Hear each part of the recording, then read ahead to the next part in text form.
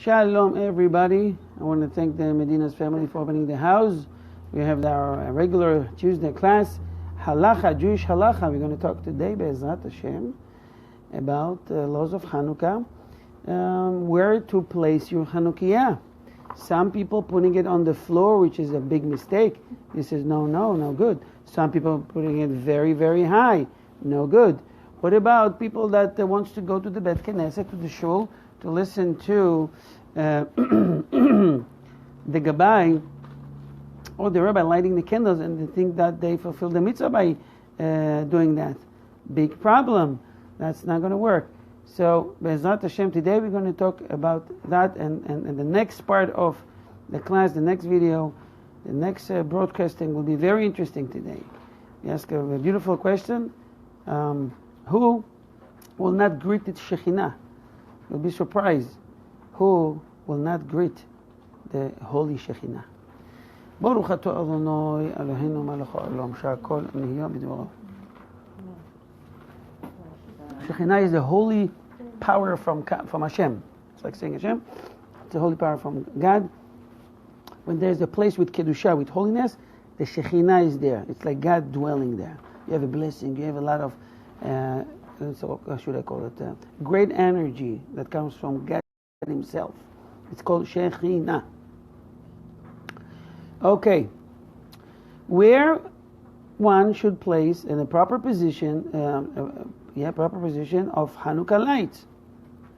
So we discussed that last year, and just to give you a reminder, that is preferable according to the Halacha that the Hanukkah lights be positioned no higher than 10 tefachim, which is 80 centimeters, 32 inches, I would say, okay? From the floor of one's home. Okay? I guess this table is perfect. Maybe this table is 1 meter. It's fine. Okay? So, you have Chanukiah. You know what Chanukiah is? The menorah. No, I know where to place it, what level. Yeah, so can you put it on the floor? Can you put it too high? Who cares? I mean, why would I have a halacha that teaches me where to put the Chanukiah? What's the big deal? So the idea here is where people, can, when they walk in or they walk by, their eyesight will catch the menorah, because the whole idea is to advertise, to publicize the mitzvah. If it's on the floor, nobody sees. If it's too high, people are not walking with their heads up, right? So where is the normal place to put your Chanukiah? What if you live on the 8th floor? Would you put it on the window? Nobody can see it from the street anyway. But on the other hand, you have to advertise the mitzvah. What to do? Okay.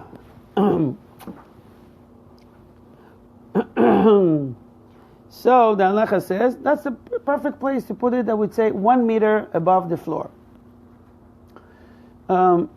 If, however, someone placed them higher than this, he has fulfilled the mitzvah. The light should be positioned no lower than 3 tefachim, 24 centimeters or 10 inches, okay, above the floor. What happened if someone put it on the floor? Because, hey, we learned in the Halacha, the Chanukiah, the menorah, should not be on the floor. Oh, but I already made the beracha. Everybody say amen. What should they do? The halacha is he has to extinguish the flame, lift it, put it on a chair or on a table, and relight it without a beracha, with no blessing, because blessing you already did. Just make sure that now you have at least enough oil or wax or candle that will last for at least 30 minutes. Okay, so not on the floor, not very high. And it's very important that we're talking about the flame. What does that mean? If the menorah is very big and the candles are big, it's already very high, no problem. Some people using a flat menorah, flat Chanukiah. Remember the one you make on Akiba? You studied Akiba? Where are you? Used to go? Someone used to do a flat Chanukiot. That's going to cause a problem. Like the wood one? The wood one, right. From the wooden thread. Right. So just make sure that the flame itself at all time will be at least 10 centimeters, 10 inches, above the floor. That's the minimum required. Okay? Any questions so far? Good. Next. It's also, you need to know that it's forbidden to kindle Chanukah lights more than 20 cubits. It's almost 10 meters, right, above the floor of one's home. How is it possible? Who has such a high ceiling? You'd be surprised that people have such high ceilings, or they have second floor, and people think that second floor in my house, it's a very good place to put it by the window so the whole street can see it. Because first floor, I have fans or I have trees. I don't really advertise the mitzvah. The answer is no, don't use it. So put it inside the house. Advertise the mitzvah to your family. It's also a mitzvah. Doesn't have to be necessarily to the street. You know that many synagogues has a menorah above the shul, right? Can you fulfill the mitzvah by lighting this Chanukiot? No. Rochelle, why not? It's too high. Okay, what about if this menorah, electrical one, will be on the floor? It's on the floor. There's some Beit Knesset that has it on the floor. I mean, on the yard outside.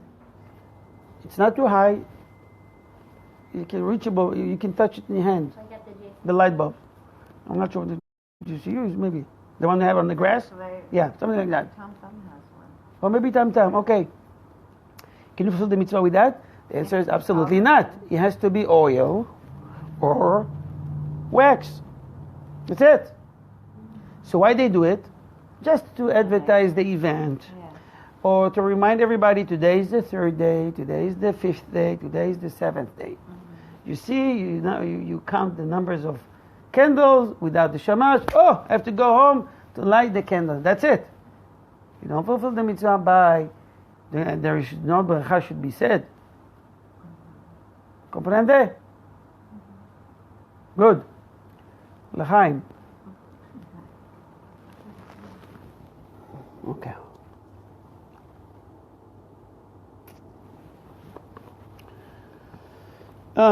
Those who live in a high story where the window or balcony is higher than 20 cubits above the street should kindle their lights in the doorway of their apartment, inside the apartment. There's a little advantage of kindling the lights in the window, since they will not be noticed by passerby outside. Say that? Good.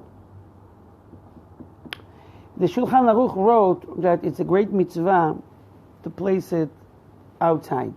So what people used to do, they used to have a containers, like a fish aquarium, right? Fish containers. Right, so the wind won't blow it out. But today, because of the sakana, out of danger, because many wants to harm Jews, unfortunately, or especially in neighborhood that there is a danger from your neighbors. Don't place it outside. Oh, but there is a mitzvah to watch yourself, guard your life and your family. So put it inside, that if you live in a neighborhood, there's no problem. You can put it outside, of course, no problem. But in case that there is danger, leave it inside the house. Hey, what about putting in a window? They notice that, anyways, in the window. So close the curtain. Advertise it only in case it's safe. When it's safe, fine. You don't have to shove it to the face. Says, hey, we are here. The Jews are here. We're alive. There is no mitzvah to do that. There's no need to do that. Okay? They know you exist. They know you're alive. Everybody knows the Jewish people exist. Thank God. They get Nobel Prizes and science from every aspect and areas in life. You can see and find there is a Jew there. Nevertheless, we're 0.2 in the population, world population, but we shouldn't be here about it. Why? This is the chosen people of God. They have to be noticed in a way, right? Questions?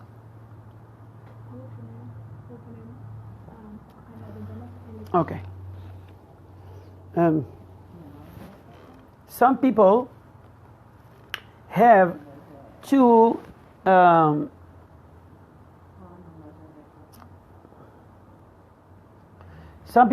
interests.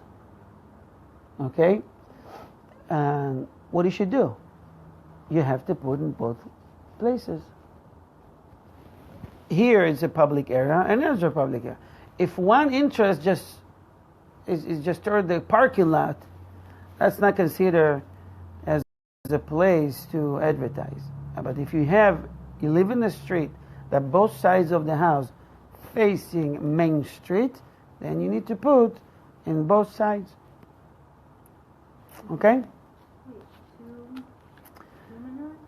Two menorahs. Why? You don't want anybody to suspect that these Jews didn't fulfill the mitzvah, right, and lit the Chanukah candle. Wait, two menorah, but you can only light one. One menorah? Right, by the case, this is a special case. So you have to put both two sides. It's like you have now a special obligation to have one menorah here and one menorah there. What about a guest? Many people, I think in Israel, I think even today, it's a time when people have vacation. There is no school. If I remember correctly, there's no school these 8 days. Now, people flying, people going, family, and they're staying overnight. Now, he himself have an obligation to light candles of Chanukah candles in his home. But he's not home. He's by a friend's house. What he should do? Should he have his own menorah? Should he leave the house with the menorah like you have an tefillin with you? You should take the menorah, the Chanukah, the candelabra. Am I saying it right? Candelabra. Huh? Candelabra. Candelabra? Really? Candelabra. Wow, okay. I will say candelabra. Thank you. If someone is a guest of another family, even if he is provided with his own room with a private entrance, he is not obligated to kindle Hanukkah lights or to bring with him candelabra in the guest room, right? Or in its entrance. Rather, he must acquire a share in his host's oil or candle. So what he says, let me give you $1 or $2 or $5 or $10, whatever. Give him a few dollars to your host. And he probably said, no, what are you doing? You don't. He says, no, it's my mitzvah. I have to take share. I have to share with your oil. So you do with that whatever you want. But in my mind, I have in mind that I'm sharing with him. Of course, he has to agree. And that's the way you should work. And he watches he's just there. the household to do it. Exactly. And he's doing it. He's saying the bracha. And you fulfill the mitzvah by participating with these few bucks. Now, in the case that he want to stringent with himself, he want to be stringent and light Hanukkah candles, candelabra in the room,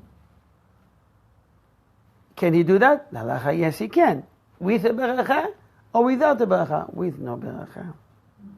Because you can be easily exempt by participating in the living room like everyone else. Yeah. You want to do it in your room, if they allow you, that's fine.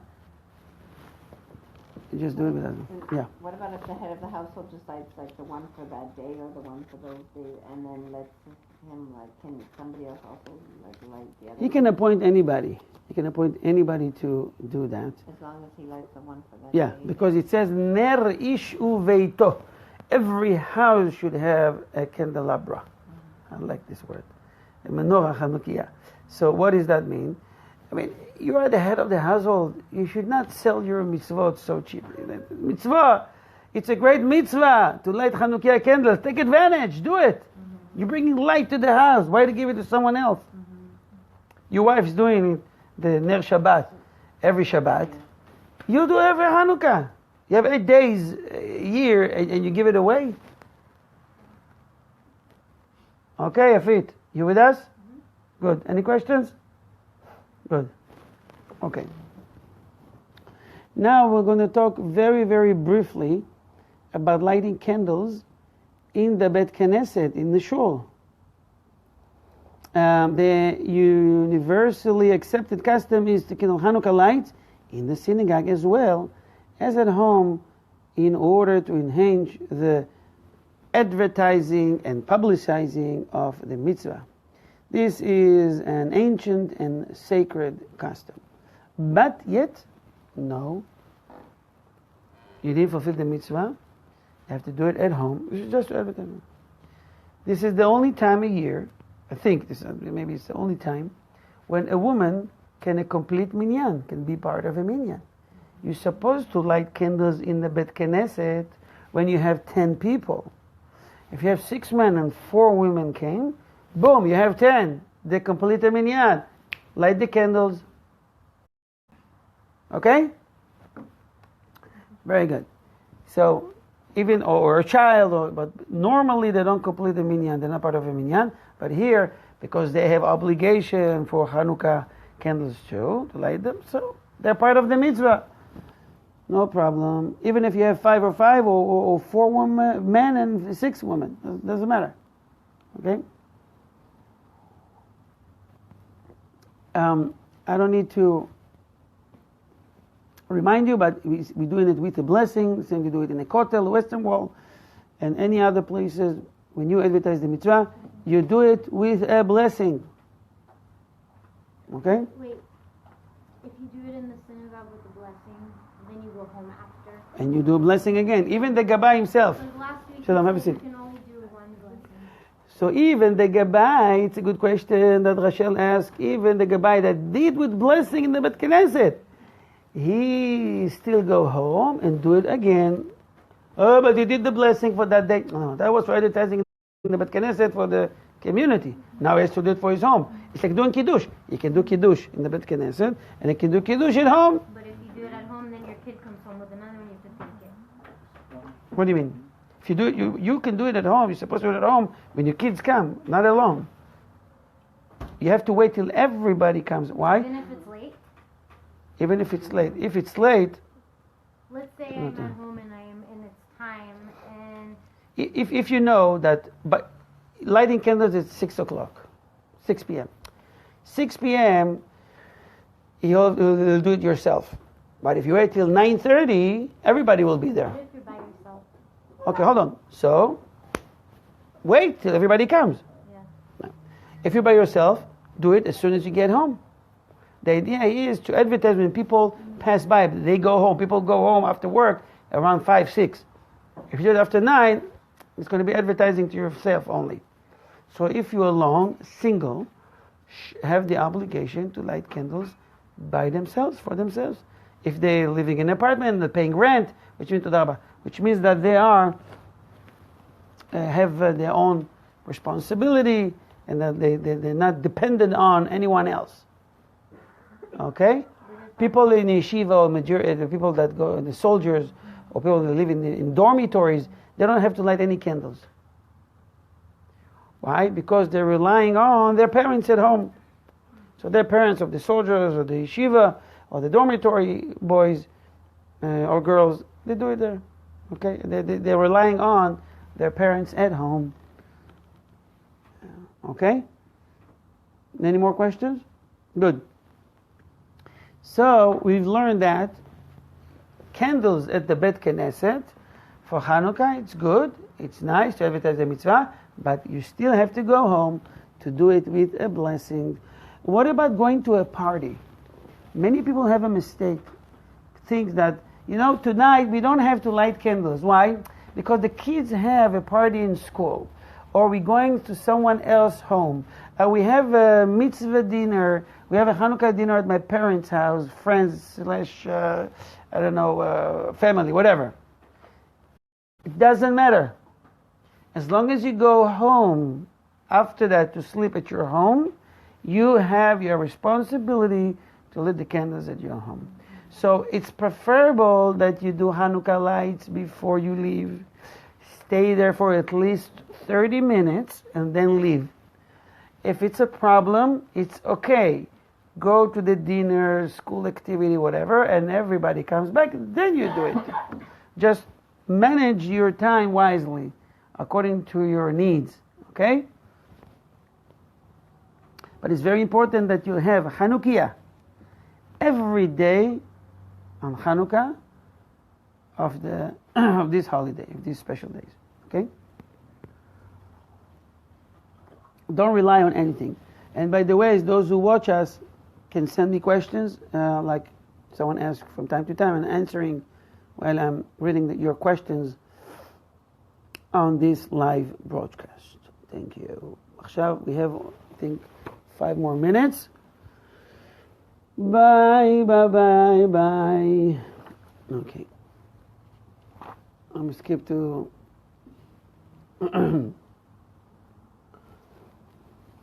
Now,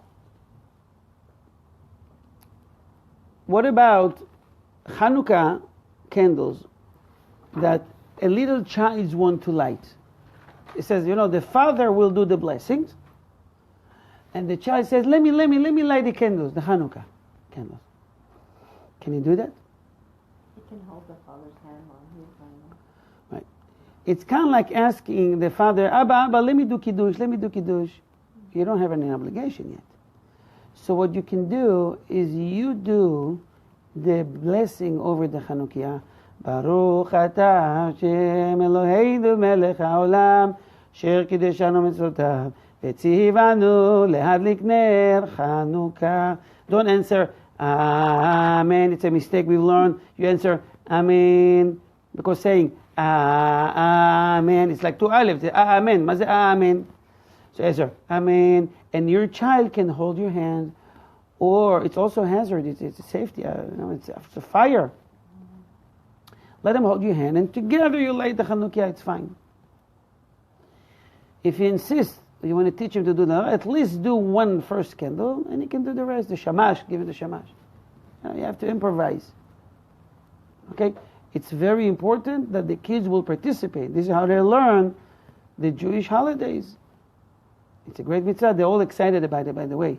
In the schools, they're teaching them about it. They're preparing Chanukiot there. It's a very exciting days.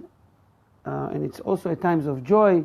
At times that you don't mourn. You're not supposed to go to the cemetery. And if someone needs to do a yortzeit, especially Saudah for a deceased beloved family member, what you do it either before or after. Preferable before. Okay?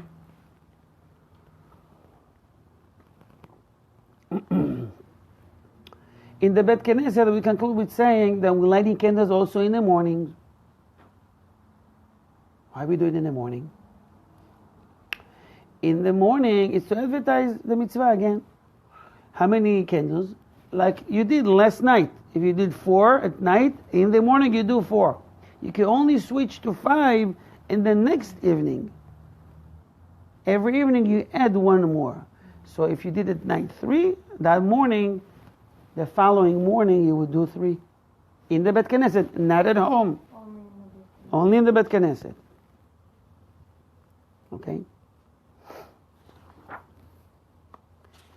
We'll do one more halacha. We'll talk about the time. I have a question here. What days that Hanukkah begin this year? 12th or 13th? The 12th, right? What day is it? Wednesday? It's Wednesday, I think. I think Wednesday evening. I got a question here, so it's on the 12th and Wednesday evening. Okay. So it has to be, we also advertise B'ezrat Hashem the time of lighting the candles. It's Wednesday, right? Tuesday. Tuesday night? Okay, it's already Wednesday. So in the English calendar, it's Tuesday, but in the Jewish calendar, it's already considered Wednesday. What is the time to light the candles, the Hanukkah candles? What is the time? Zman adlakat nerot Hanukkah, the proper time for kindling Hanukkah lights, begins at dusk. Some people mistakenly do it too early because they have party to catch. This is not good. Amen. You have to do it after dusk, which is about 15 minutes after sunset. And 15 minutes after sunset in Israel, okay? Here in America, it's going to be around 30 minutes plus. After sunset, because sunset takes longer. So if sunset is 5:30, you can light around 6 o'clock. Okay? And continues until, I'm quoting, people are no longer walking through the market. It means that people, when there's still daylight, they're shopping. Especially those days, they have no lights. So people used to finish their business as long as there is daylight, and they would go home. Today it's different. We have light, thank God, every day, everywhere, 24/7. There's no problem. You can't even imagine, believe how how good are your life? Is your life? You know, it's just, we have everything available. You have stores open 24/7. Who would dream that something like that would happen? In the same store, you buy one side tomatoes, and at the very end, you buy a gun. The same store. Anyways. So, it is generally improper to kindle lights any earlier or later. If someone will not be able to kindle his light after dusk, but he will be able to kindle them beforehand. We'll see footnote 23. Bottom line, if you have to catch a flight and you won't be able, it's okay to light it a little bit early, then no more than maybe, I think it's like 20 minutes or so before sunset. Okay? I don't have time to read the whole, it's very long here. But you can do that because you're not going to be home on, this is special cases. Okay.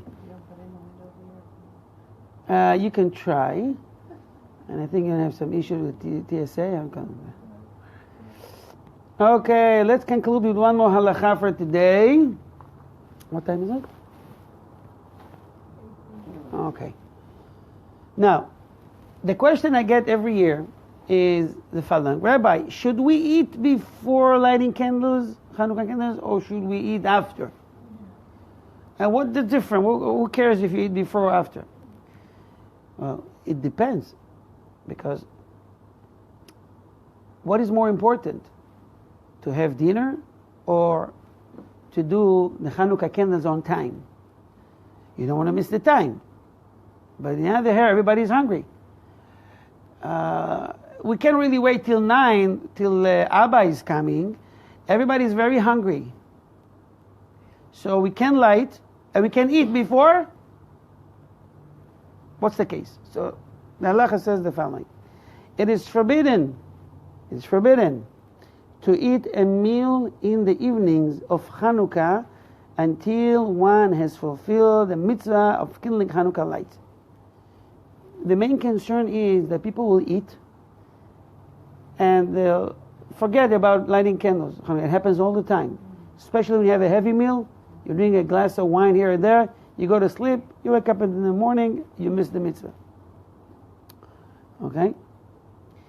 Even if one has already recited Arvit before sunset after Plag Mincha, and it's still a daytime, once it is within half an hour of dusk, which is the proper time of kindling lights, one should refrain from eating a meal, although there are postkins from Rabbi who permitted it up until dusk. A meal is defined. Someone called me. I don't know how they can call me, and I did do not disturb. I don't know how they override it. Snack you can eat. Little children can eat, no problem. You can give little children eat, no problem. In a case that you have to do it late, you may eat, because everybody waiting anyway for Abba or Ima or whatever to come back. Okay. So, in general, you do Chanukah candles and then eat. In case you know, everybody knows that we're going to light candles at a certain time, everybody reminds everyone, so there's no problem. Okay? It's also not time to start any type of labor, and not time if you need to study Torah. Everything has to stop. You go home, you light the candles, and then do whatever you like. Okay? I think we'll stop here for today. We continue in have a very interesting class today with Ochot Tzadikim. The question we ask is, who is not going to have a share or will not greet the Shekhinah the Holy Shekhinah. For doing what? Stay tuned.